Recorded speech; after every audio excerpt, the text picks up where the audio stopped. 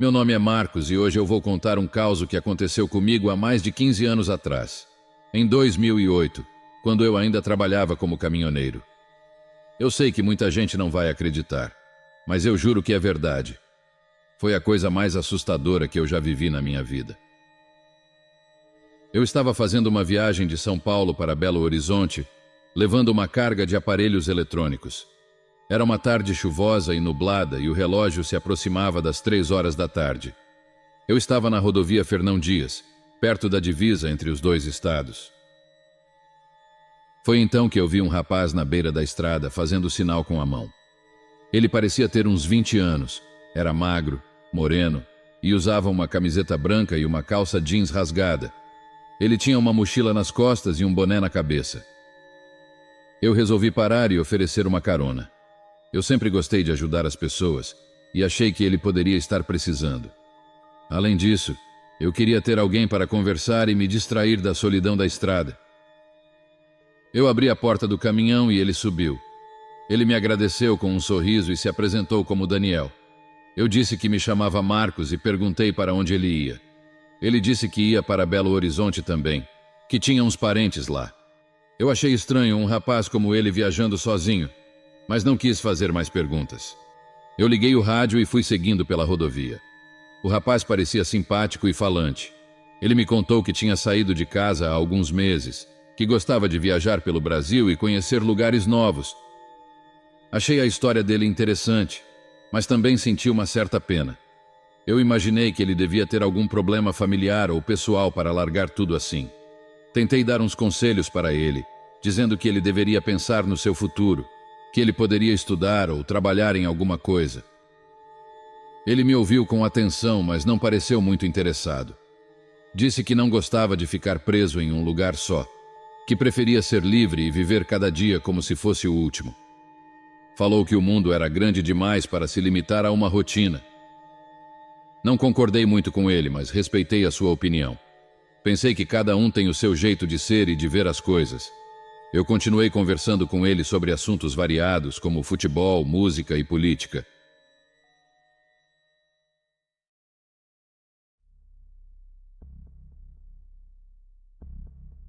Depois de um tempo na estrada, eu resolvi parar em um posto de gasolina para abastecer o caminhão, tomar um café e comer alguma coisa. O Daniel disse que também queria tomar um café e me acompanhou até a lanchonete do posto. Nós pedimos 2 cafés e 2 pães de queijo e sentamos em uma mesa. O Daniel continuou me contando sobre as suas viagens pelo Brasil, as pessoas que ele conheceu, os lugares que ele visitou. Ele parecia muito animado e feliz com a sua vida. Eu achei curioso como ele não tinha medo de nada, como ele se aventurava por lugares desconhecidos sem se preocupar com os perigos. Eu perguntei se ele não tinha medo de ser assaltado, sequestrado ou coisa pior. Ele disse que não, que ele confiava na sua sorte e na sua intuição. Disse que ele tinha um dom especial, em que ele sempre conseguia estar no lugar certo e na hora certa. Falou que era uma espécie de sexto sentido, que ele herdou de seu avô. Ele disse que seu avô também lhe ensinou algumas rezas e simpatias para se proteger do mal. Achei aquilo meio estranho, mas não duvidei dele. Eu sei que existem coisas nesse mundo que a gente não entende, que a gente não pode explicar. Eu mesmo já vi algumas coisas sobrenaturais na minha vida, mas nada comparado ao que eu ia ver. Nós terminamos o nosso café e fomos em direção ao caminhão. Eu estava pronto para seguir viagem, mas o destino tinha outros planos para mim.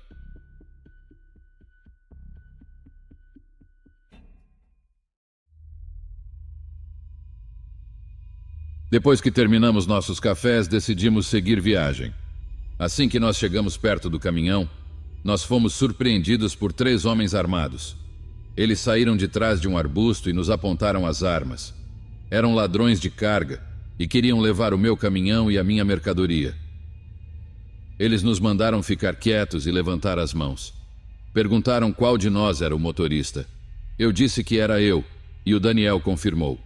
Falaram que iam levar o caminhão e a carga, e que nós íamos juntos. Os bandidos amarraram o Daniel com uma corda e o jogaram no fundo do caminhão junto com a carga. Eles me mandaram entrar na cabine e dirigir o caminhão, com um deles sentado ao meu lado, apontando uma arma para mim. Os outros 2 entraram em um Tempra preto e seguiram atrás de nós. Ele me disse para seguir pela rodovia até chegar em um lugar onde eles tinham um cativeiro. Falou que eles iam nos manter lá até eles venderem a carga e depois iam nos matar. Ele disse que era melhor eu colaborar se eu quisesse morrer sem sofrer. Fiquei apavorado com aquela situação. Eu pensei na minha família, na minha esposa, nos meus filhos. Pensei no Daniel, sobre o fato de que ao dar carona para ele naquele dia, acabei o levando para a morte. Eu pensava no que ia acontecer com a gente. Eu dirigi por alguns quilômetros até chegar em uma estrada de terra. Eles me mandaram entrar nela e seguir por mais alguns minutos até chegar em uma casa velha e abandonada. Era o cativeiro deles. Os bandidos me mandaram parar o caminhão e descer da cabine. Eles me levaram até a casa e me amarraram em uma cadeira em um dos cômodos. Eles fizeram o mesmo com o Daniel em outro cômodo. Nos amordaçaram para não gritarmos por socorro e colocaram um capuz em nossas cabeças. Depois de um tempo, eles resolveram sair. Disseram que iam voltar logo, pois iam levar o caminhão para descarregar e levar a carga para outro lugar. Eles disseram para a gente rezar para Deus ou para o diabo, porque ninguém ia nos salvar. Eles saíram da casa e nos deixaram sozinhos. Escutei o barulho deles entrando no caminhão e o levando embora. Eu não sabia o que fazer. Eu só sabia que eu estava em perigo e que eu precisava sair dali.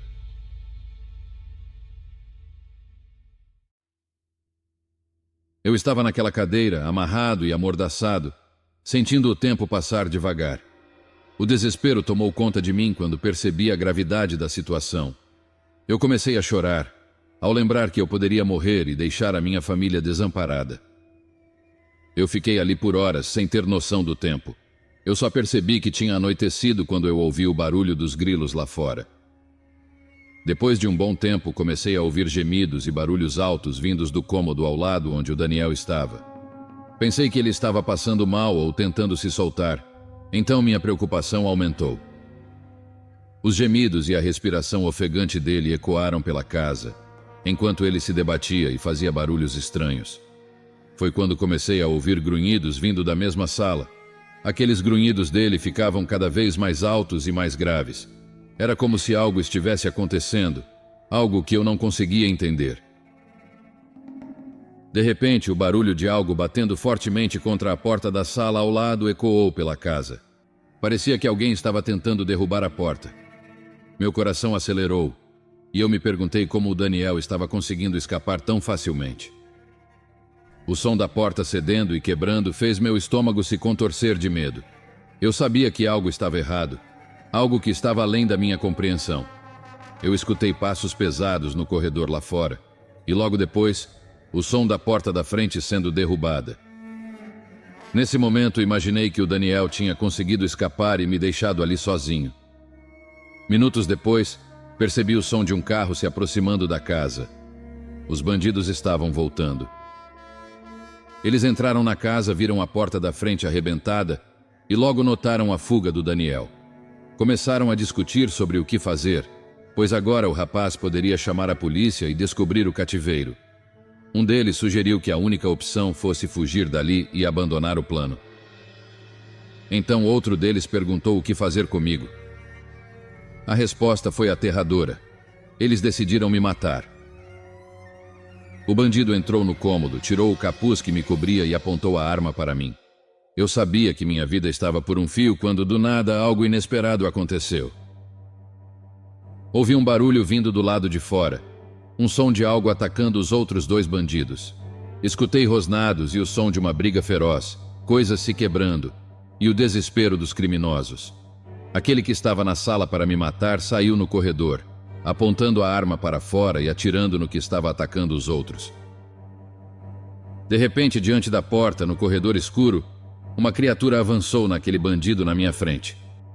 Era uma figura enorme e peluda, com as pernas traseiras dobradas e orelhas enormes como a de um cão.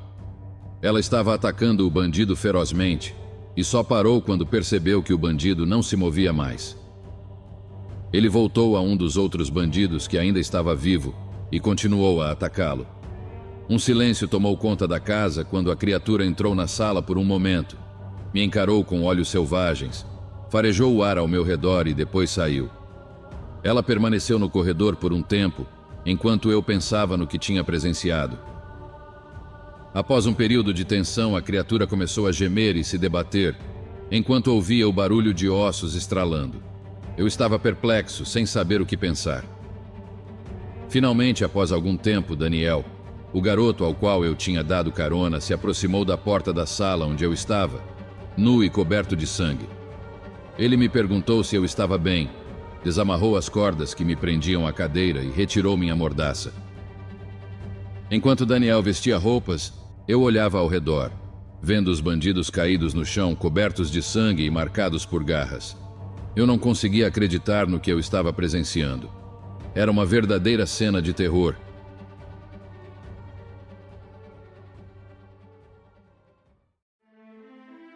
Daniel pegou as chaves do carro no corpo de um dos bandidos e nós saímos da casa. Entramos no carro e dirigimos em silêncio, ambos processando o que tínhamos vivido. No caminho, nenhum de nós disse uma palavra. Após algum tempo, avistamos um ponto de parada e eu disse ao garoto que era ali que eu iria ficar. Ele estacionou o carro e me perguntou se eu chamaria a polícia e contaria o que aconteceu. Eu respondi que não podia contar a verdade, pois ninguém acreditaria em mim, e isso só me traria mais problemas. Ele se despediu e continuou a dirigir pela rodovia. Aquela experiência assustadora me aterroriza até hoje, mas sinceramente fiquei muito mais com medo dos bandidos do que daquela criatura que Daniel tinha virado. Até porque, se eu não tivesse dado carona para ele e tivesse sido sequestrado sozinho, provavelmente eu teria sido morto, pois não iria conseguir escapar. Quando falei com a polícia, disse a eles que meu caminhão tinha sido roubado e que eu havia sido deixado na estrada. Não mencionei nada sobre o sequestro, ou sobre Daniel e o que tinha acontecido no cativeiro. A verdade era que eu tinha medo de que ninguém acreditasse na história. Eu sabia que pareceria algo saído de um filme de terror, uma trama de lobisomens e criaturas sobrenaturais. Decidi omitir os detalhes mais perturbadores, pois não queria ser considerado um maluco. Dias depois, recebi uma ligação da polícia informando que meu caminhão havia sido encontrado, ainda com a mercadoria. A notícia veio como um alívio, e apesar do atraso em minhas entregas, não tive grandes prejuízos. Depois daquele dia, nunca mais dei carona a estranhos. Mesmo que a última pessoa a quem dei carona tenha salvado minha vida, provavelmente não teria tanta sorte novamente, pois a próxima pessoa a quem desse carona poderia não ser tão bem intencionado como Daniel. Por mais estranho que tudo tenha sido, uma coisa era certa. Minha vida foi poupada graças a alguma intervenção sobrenatural, ou talvez a um guardião inesperado. E assim, segui em frente com minha vida com uma história que eu sabia que ninguém acreditaria. Uma história que só contei para pessoas mais íntimas e próximas, pois eu tinha certeza que não iriam duvidar de mim.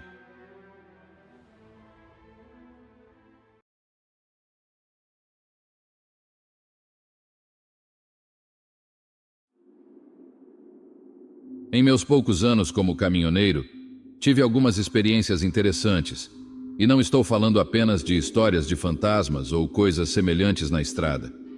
Não, coisas estranhas, inexplicáveis, que acabam se tornando apenas mais anedotas para contar. No entanto, quando comecei, algo aconteceu que me marcou por muito tempo antes de eu sequer poder compartilhá-lo, como estou fazendo agora. Estava prestes a me aventurar em uma parte perigosa da rodovia transamazônica, que também testaria minhas habilidades recém-adquiridas para dirigir por lá. Mas tínhamos que enfrentar esse trecho. Eram cerca de 2 horas de estrada, conhecida por ser perigosa devido a assaltos, então os motoristas sempre mantinham comunicação quando se aproximavam. Mas aqui vem a parte estranha.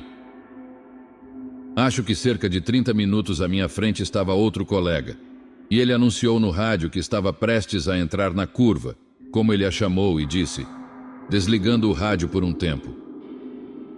Isso chamou muito a minha atenção, mas continuei focado na estrada. Minutos depois, outro colega, ao chegar ao mesmo local, fez o mesmo aviso, entrando na curva, desligando o rádio por um tempo. Nesse momento, fiquei um pouco intrigado. Eu chegaria a essa área em cerca de 20 minutos e não entendia por que estavam fazendo isso. O que me preocupava era uma van suspeita que havia me seguido por um tempo, mas que eventualmente se desviou por uma estrada de terra e eu continuei em frente. E então entrei na curva. Não houve mais anúncios no rádio quando de repente ouvi alguém dizer olá. Alguém estava falando pelo rádio, mas não era ninguém que eu reconhecesse nem estava se comunicando como nós normalmente fazíamos. Pensei que talvez fosse algum brincalhão querendo chamar a atenção para ver se alguém responderia. Alguém estava falando comigo, estava fazendo perguntas. Alguém me viu passar? Seria uma brincadeira que faziam com os caminhoneiros nessa região? Se fosse o caso, entendia por que os outros avisavam que desligariam o rádio. Era a explicação mais lógica que me ocorreu naquele momento. Diego, você está aí? Bem, agora eu estava assustado. Alguém estava me chamando pelo meu nome, mas como poderiam saber? Quem diabos estava do outro lado daquele rádio e o que queria de mim? Pare de me perturbar, por favor, eu disse. Pare de me perturbar, por favor. A voz repetiu o que eu disse, como se debochasse de mim. A voz parecia ser de um homem e de uma mulher ao mesmo tempo, como se estivessem usando algum efeito muito estranho para tornar a brincadeira mais convincente, talvez. Era o que eu queria pensar. E isso fica ainda mais estranho porque naquele momento eu estava pensando o quanto queria chegar a um café que ficava antes de chegar a uma cidade adiante e que ficava aberto a noite toda para caminhoneiros como eu. E justo quando pensei nisso, a voz disse: "Vamos parar para um café agora? Alessandra está nos esperando." Alessandra, Alessandra, Alessandra. Desliguei o rádio. Não precisava ouvir mais nem saber como eles tinham descoberto. Alessandra era o nome da minha mãe, que ainda estava viva naquela época e me esperava em casa. Mas lembro de nunca ter mencionado o nome dela para ninguém pelas estradas. Certamente não mencionei seu nome. Ninguém sabia. Naquele momento até esqueci dos assaltos e do perigo da região, e acelerei a uma velocidade que hoje sei que é imprudente. Cheguei rapidamente ao posto antes da cidade. Havia mais 2 caminhões lá. Os 2 motoristas estavam saindo. Eu tinha acabado de evitar algo muito ruim. Disse a eles ao me aproximar: "Havia alguém no rádio?" "Na curva?" Um deles respondeu: "Por que você não desligou?" "Não sei, ninguém me disse para desligar." Tentei explicar quando ele me interrompeu. "Sempre que passar naquela curva, apenas desligue o rádio. Desligue como todos fazem." Ele me deu um tapinha no ombro e subiu em seu caminhão.